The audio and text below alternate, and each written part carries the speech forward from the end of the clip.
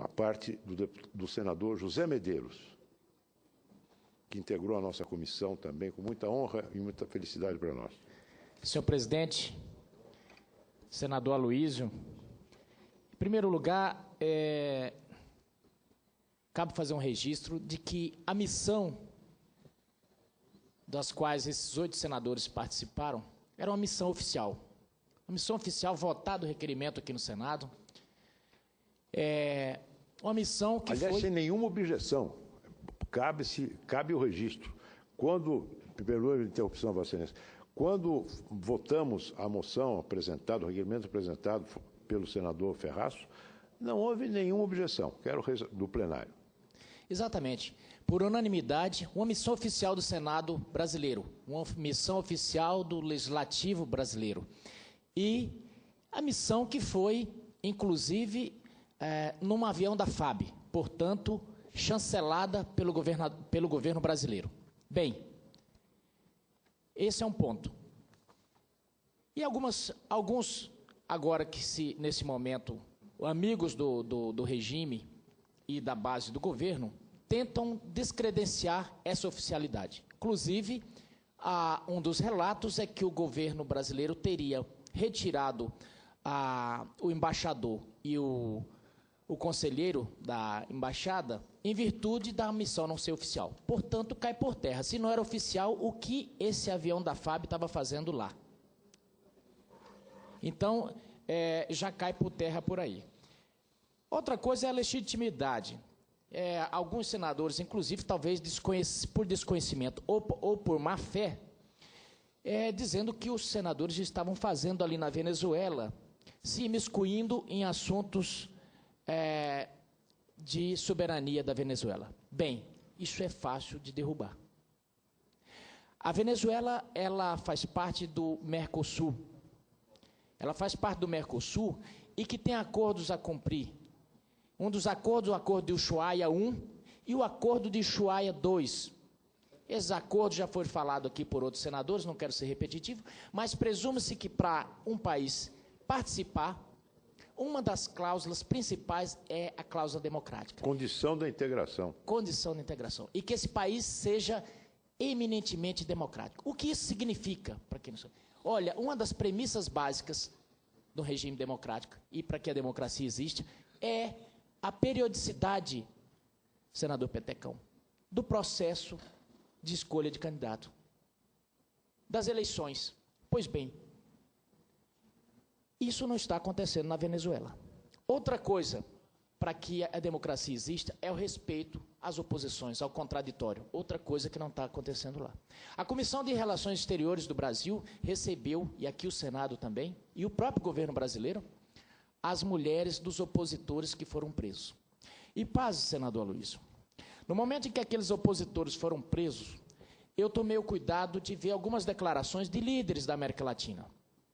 O presidente da Colômbia, por exemplo, Juan Manuel Santos, ele disse tajativamente, abre aspas, espero que os direitos dos opositores sejam respeitados. Fez uma declaração direta à situação dos opositores. O prefeito, no caso do prefeito Antônio Ledesma, esperamos que conte com todas as garantias para o devido processo legal. O presidente da Colômbia preocupado quando foi feita a prisão do prefeito Ledesma.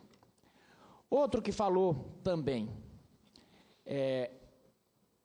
o governo chileno. Os últimos acontecimentos nos preocupam e, é claro, manifestamos em público e em privado o nosso desejo de que os direitos dos opositores sejam respeitados e pedimos, inclusive, a liberdade de Leopoldo Lopes, que é o outro líder da oposição. E faço uma correção, isso aqui ainda é o presidente colombiano falando. O governo chileno também foi na mesma linha. Mas o que me deixou muito preocupado é que o principal ator, senador Ferraço, um dos protagonistas desse continente, que é o Brasil, a nota foi lacônica.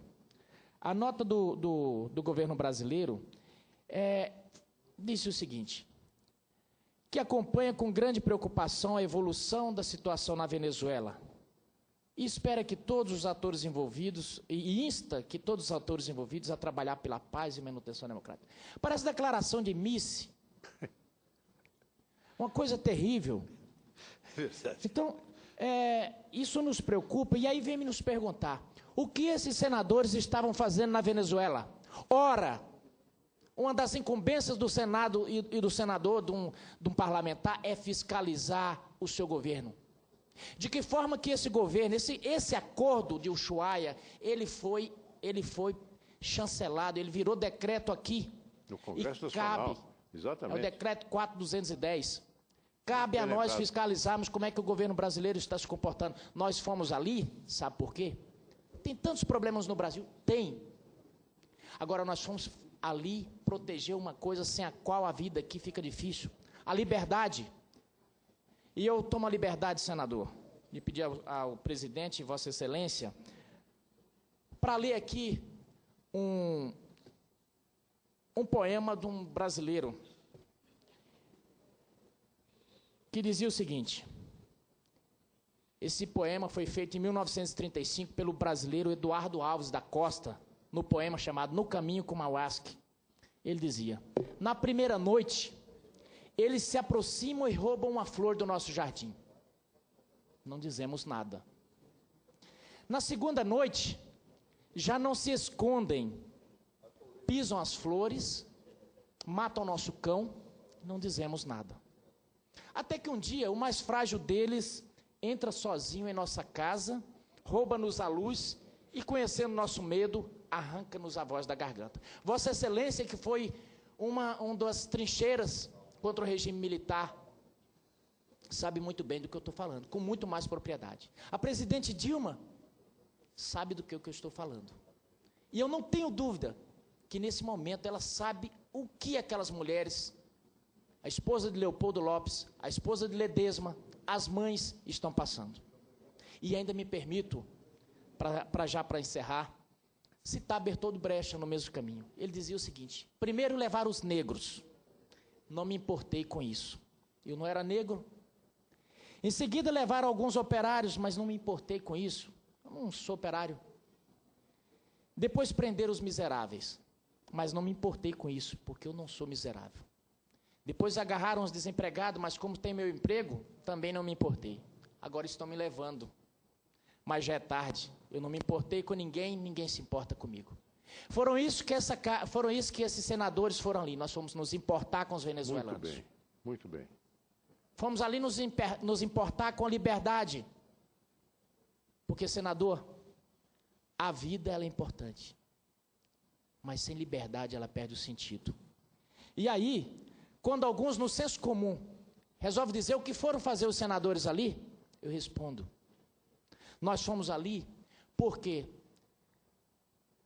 nas palavras do professor Robert Dahl, da Universidade de Yale, ele disse um dia o seguinte: um governo dê todo o poder a um e ele governar tiranicamente. Deem todo o poder a poucos e eles governarão tiranicamente. Deem todo o poder a muitos e eles governarão tiranicamente. Bem, e como fazer então para controlar o poder? Se faz justamente no que se fala de check and balance, no equilíbrio dos poderes. E aonde é que se faz isso? É através do legislativo, é através do judiciário, é através dos poderes que a Constituição, lá nos seus primeiros artigos, diz: os poderes independentes e harmônicos entre si. E nós fomos ali, justamente para fazer esse trabalho de equilíbrio que o governo brasileiro, aliás, devia ter feito primeiro. Mas já encerro, senador, dizendo que por muito menos, o Paraguai foi, na calada da noite, retirada do Mercosul.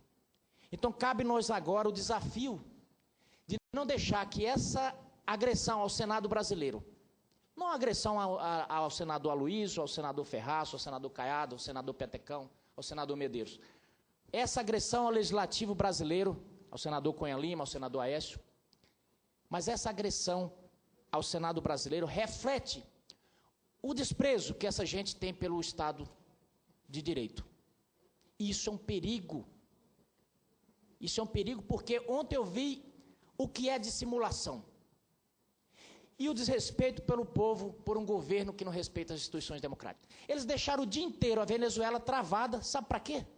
Para impedir que 8 senadores fossem lá visitar os presos. Sob o pretexto, repito, de que precisavam interromper o trânsito para trasladar um preso do aeroporto à penitenciária, coisa que se faz, uma operação que não demoraria mais do que meia hora. E o interessante é que esse preso e o ministro da Venezuela, eles subiram tranquilamente e teve acesso livre, para a gente não teve. E aí, para finalizar, fica aqui a minha admiração é que houve, eu não sei quem foi essa pessoa que pensou aquilo, porque poderia ter acontecido uma tragédia, e eu não sei se era isso que desejavam, porque no momento em que aqueles 3 ônibus chegaram e aquelas pessoas desceram, vestidas de vermelho, dizendo Chaves no Muril se multiplicou, e que começaram a balançar o ônibus, os policiais, a única saída que tinha para o ônibus, os policiais que nos acompanham fecharam e nos deixaram à mercê. Bom, era isso que o governo brasileiro pretendia?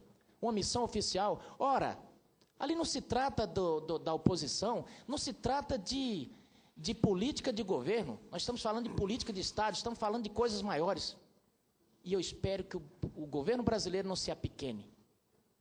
Tem gente pensante, tem gente que pensa além de Cibar nesse governo.